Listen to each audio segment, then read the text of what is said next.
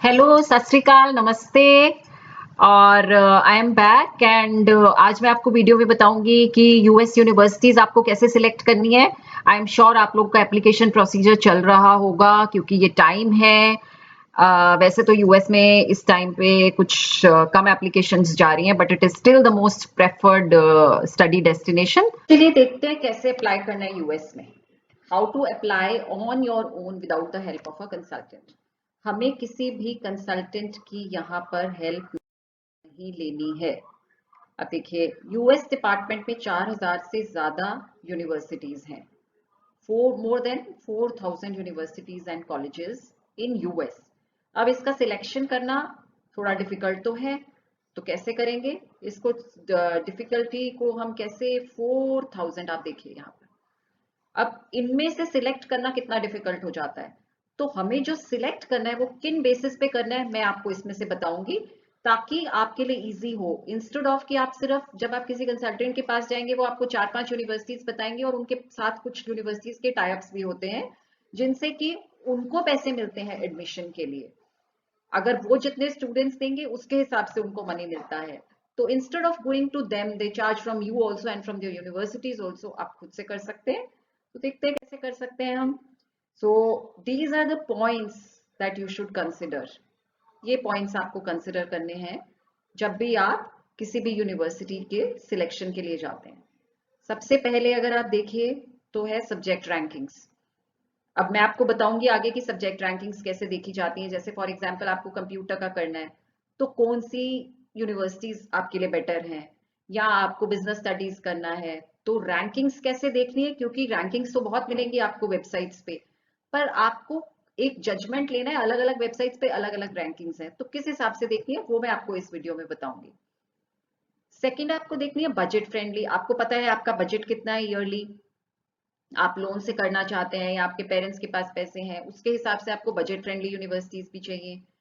तीसरा फैक्टर होगा आप उसकी एम्प्लॉयबिलिटी रैंकिंग्स भी देखिए। The purpose of studying in any university is employability.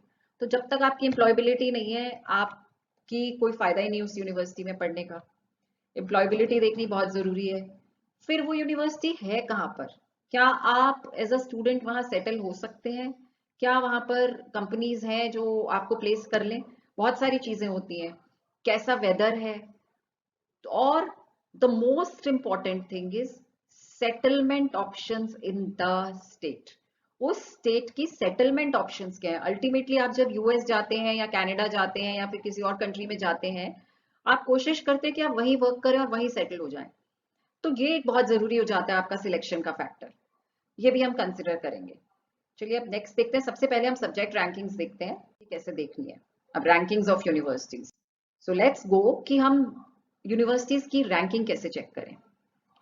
अब इसमें जो है टॉप यूनिवर्सिटीज.com, usnews.com और टाइम्स हायर एजुकेशन.com, ये 3 वेबसाइट्स हैं जो कि मैं आपको लास्ट में बताऊंगी कि जिनके थ्रू कि आप रैंकिंग्स चेक कर सकते हैं। ये मैं आपको बताऊंगी अभी थोड़ी देर में कि आपको यहाँ पर जाके चेक क्या करना है। बेसिकली रैंकिंग्स तो आपको मिल जाएंगी लेकिन कैसे चेक करनी है वो मैं आपको अभी बताती हूँ।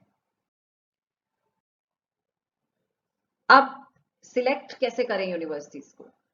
सिलेक्ट ऐसे कीजिए जहां पर आपको मैक्सिमम स्कॉलरशिप मिले, क्योंकि बैचलर्स लेवल पे अगर आप जाते हैं या मास्टर्स लेवल पे जाते हैं आप सेव करना चाहेंगे पैसे।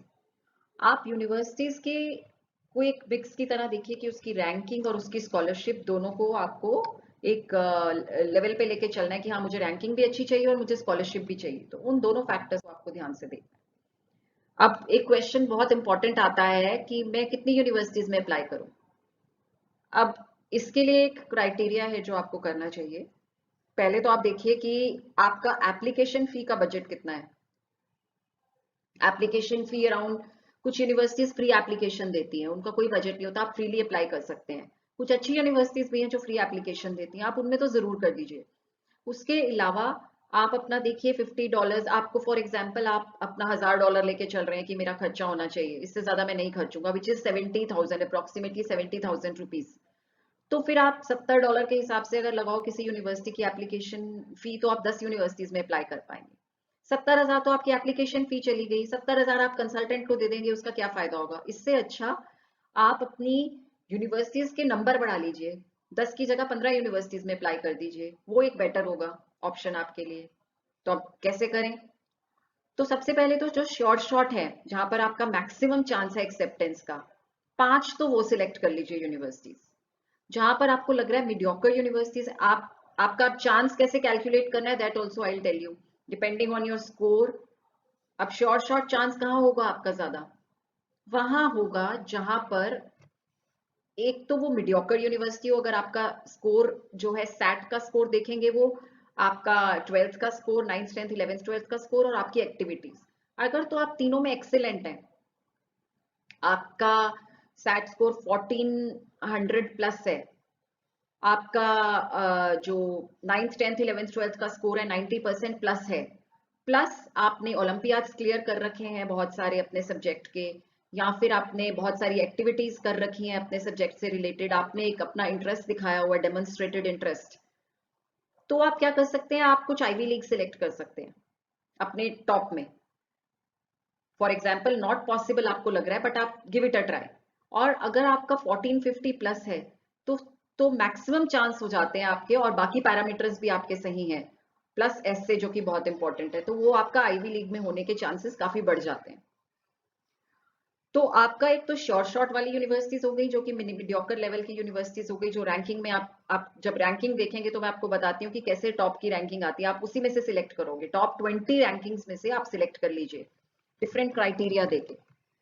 फिर है आपका एक तो शॉर्ट शॉर्ट हो गया, 5 यूनिवर्सिटीज ये सिलेक्ट कीजिए। एक मीडियम चांस वाली कीजिए, जो कि अच्छी यूनिवर्सिटीज हैं, जहां आपका कोर्स भी अच्छा है, जो कि बजट फ्रेंडली भी है, बट आपको लग रहा है शायद ना हो, मुझे स्कॉलरशिप ना मिले, उसमें भी कर दीजिए, क्योंकि चांस होता है। आपको लगेगा किसी कंसल्टेंट के पास जाओ, नहीं जी बहुत मुश्किल है, ऐसा नहीं है, आप ट्राई जरूर कीजिए। और मैं अगर आपका स्कोर सैट स्कोर एक पर्टिकुलर बैंड से ऊपर नहीं भी है, आपका 1300 और 1400 की रेंज में ही है, बट आपका डेमोन्स्ट्रेटेड इंटरेस्ट बहुत ज्यादा है, आपका स्कोर बहुत अच्छा है 9th 10th 11th 12th का, तो आईवी लीग को भी जरूर ट्राई कीजिए, do not miss it. At least आपको एक्सपीरियंस होगा कि वो चाहते क्या है, आप उनकी एप्लीकेशन लिखेंगे, क्योंकि आपकी तैयारी तो एक ही बारी में हो जाती है सारी, आपको सिर्फ एक एप्लीकेशन फी पड़ती है उसकी। और मैं ये कहूंगी, इंस्टेंट कंसल्टेंट के पास जाओगे, वो कहेगा मैं 5 में करूंगा, मैं 6 में करूंगा, मैं इससे ज्यादा नहीं करूंगा, लेकिन अगर आपका सब कुछ रेडी है, आपके डॉक्यूमेंट्स, तो आप मैक्सिमम यूनिवर्सिटीज पे कर सकते हैं, 10 में भी कर सकते हैं। तो आपको अब ये बजट फ्रेंडली अपना यूनिवर्सिटी सिलेक्ट करके अपनी लिस्ट में ऐड करना है, शॉर्ट शॉर्ट यूनिवर्सिटी जो मेरे लिए है, जो maybe I will get it, which is medium chance, not possible but I will give it a try. So make it 3 rather than making it a dream university, या ये जो वो terms use करते हैं, आप ये 3 list बना लीजिए, 10-15 यूनिवर्सिटीज अपने बजट के हिसाब से जो आपने सिलेक्ट करनी है, राइट? देन ये आपकी फाइनल लिस्ट ऑफ यूनिवर्सिटीज आपकी रेडी हो जाएगी। And then what you can do is, once your final list of universities is ready, next step is how to apply. अब हाउ टू अप्लाई में अगले video में मैं कवर करूंगी कि यूएस के लिए the best option is common application, तो मैं आपको गाइड करूंगी कॉमन एप्लीकेशन के थ्रू कैसे अप्लाई करना है। सो सब्सक्राइब कीजिए मेरा channel for your own success, and I hope you like it. Thank you so much for watching.